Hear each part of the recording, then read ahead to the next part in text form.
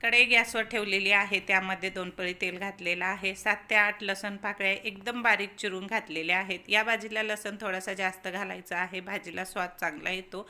लसूण लाल होईपर्यंत इकडं मेथीची भाजी स्वच्छ धुवून बारीक चिरून घेतलेली आहे. अर्धा तास अगोदर भिजवलेली मुगाची डाळ घेतलेली आहे, स्वच्छ धुवून. लाल तिखट घातलेलं आहे, हळद घातलेली आहे. तोपर्यंत इकडं लसूण छान लालसर झालेलं आहे. धुतलेली मेथीची भाजी यामध्ये घातलेली आहे. छान असं परतून घ्यायचं आहे खालीवरी करून.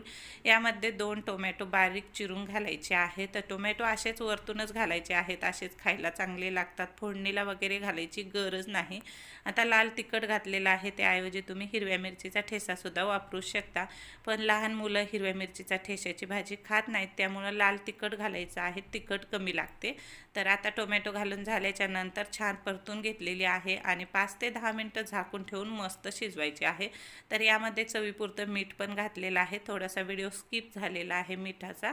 तर आता बघा, छान आपल्याला पाण्याचा अजिबात वापर करायचा नाही. भाजीला अंगचं पाणी सुटलेलं असतं, त्यामुळं आपण पाणी वापरायचे नाही. डाळ पण छान शिजते, भिजवलेली असते, त्यामुळं डाळ पण शिजते. आणि ह्यामध्ये खूप अशी गाळ डाळ चांगली लागत नाही, अशीच टचटच लागणारी डाळ छान लागते.